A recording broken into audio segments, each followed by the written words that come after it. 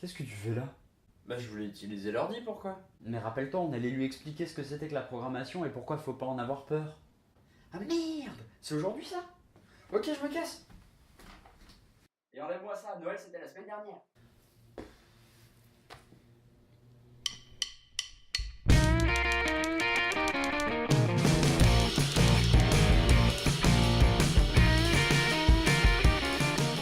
Si on devait résumer la programmation en juste quelques mots, ça donnerait à peu près ça.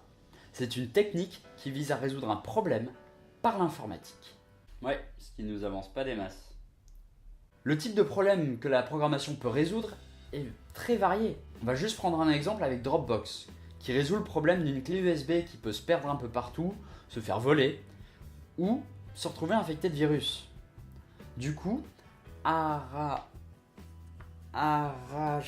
Ferdowsi et Drew Houston ont créé un programme qui permet de retrouver ces fichiers partout dans le monde et sur n'importe quelle machine. Et des problèmes résolus par l'informatique, il y en a des tas. Regarde, un autre exemple serait YouTube, plateforme sur laquelle tu regardes ma vidéo. Eh bien, cette plateforme, elle résout un problème de création, de partage et de visionnage de vidéos en ligne. Et maintenant, c'est même un réseau social. Dis-moi, ça te rend pas un petit peu curieux tout ça? T'as pas envie de savoir ce qui se passe sous le capot ou dans la tête de ces gens pour qu'ils te sortent un programme comme ça sorti de nulle part? Et si je te disais que c'était pas si difficile que ça? Allez, c'est parti, on va voir ça ensemble. Comme pour beaucoup de choses, avant de se lancer, il est nécessaire de connaître quelques petites choses sur ce qui nous entoure. Quand on va construire une maison, par exemple, on va au moins savoir le type de terrain sur lequel on va la poser. Et bien pour un programme, c'est la même chose. On va devoir connaître un minimum de choses sur l'environnement qu'on va utiliser. En gros, si tu prends un système comme OS X, il se la pète un peu, mais ça veut juste dire Mac, ou Windows, comme étant un royaume, et bien quand tu crées un programme, en réalité, tu vas demander une parcelle de terre sur laquelle tu vas avoir le droit de faire ce que tu veux, tu vas pouvoir y imposer tes lois, et tout ce qui s'y passera sera le fruit de ta volonté. Ouais, j'avoue, ça c'est fun. Sur cette parcelle de terre, si tu veux que tout le monde communique en vulcain et soit armé jusqu'aux dents, mais vas-y, éclate-toi. Et si tu veux qu'ils volent à la place de marcher et que du coup ils auraient pas besoin de jambes, et donc du coup tu leur enlèves leurs jambes, t'as des délires bizarres, mais en soi tu peux le faire. Seulement, tu peux le faire que si le royaume le permet à la base. Ouais, je suis désolé. Et voilà pourquoi il est important de connaître les différentes règles du royaume. Sans les connaître, on risque de demander quelque chose qui est quasi impossible. Si je t'ai pas perdu, tu réalises bien que le roi n'est pas le seul à imposer ses règles. Les ministres sont là pour l'aider dans son travail. Et dans notre cas, ça veut dire que le système n'est pas le seul à imposer ses règles, mais que les langages et les différents outils mis en place sur le système sont aussi là pour apporter des règles. Bon, depuis tout à l'heure, je parle beaucoup de règles et de contraintes, mais je vais te donner un exemple un petit peu plus concret pour que tu vois exactement ce que ça veut dire. Alors attention, accroche-toi, ça va être un petit peu plus technique. On va prendre l'exemple d'une application de chat. Si tu veux en faire une, tu vas devoir créer un serveur sur lequel les gens vont pouvoir se connecter avant de pouvoir communiquer. Ce serveur, il va comprendre un langage dans lequel tu vas coder ton application. Si tu décides de prendre du PHP ou du Python par exemple, eh ben, tu vas te retrouver avec quelques lenteurs parce que ça n'a pas été fait pour du temps réel.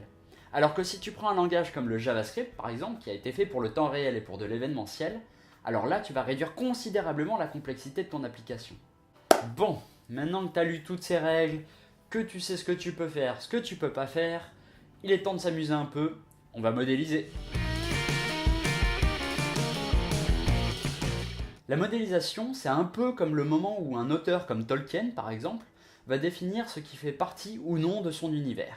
Il va définir les races de ceux qui y habitent, leurs moyens de communication, ouais donc leur langue quoi, les relations entre ces races, et il va définir toute une mythologie. Tout comme Tolkien quand il a créé l'univers du Seigneur des Anneaux, un programmeur n'est limité que par son imagination et les quelques contraintes du système.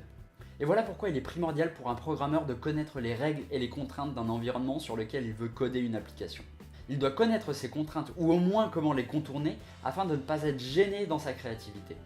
Ne pas connaître suffisamment les contraintes et les règles de l'environnement sur lequel on veut développer son application, c'est se risquer d'avancer sur le projet, d'arriver quasiment au bout et là de réaliser qu'on doit tout refaire parce qu'on n'a pas pensé à une contrainte. Pour se faciliter la vie et ne pas avoir à tout réinventer à chaque projet, un programmeur dispose de différents outils et méthodes. Ces outils et ces méthodes seront le sujet de cette émission, car ne pas les connaître, c'est un peu comme essayer de forger la Buster Sword, alors que tout ce que tu connais, c'est le petit marteau à clous. T'iras pas bien loin. Et voilà, c'en est fini de ce premier épisode. Merci beaucoup d'avoir pris le temps de regarder cette première vidéo. Si elle vous a plu, laissez un pouce bleu, je vous en serai extrêmement reconnaissant. Et si vous avez des retours, laissez-les dans les commentaires, je sens que j'en aurai besoin. Bon, pour la suite des épisodes, l'actu autour de toute cette émission, vous pouvez me suivre sur Twitter, qui va apparaître quelque part sur l'écran, je sais pas encore où. Bon, et c'est tout. Du coup, je vais retourner à mon code. A plus.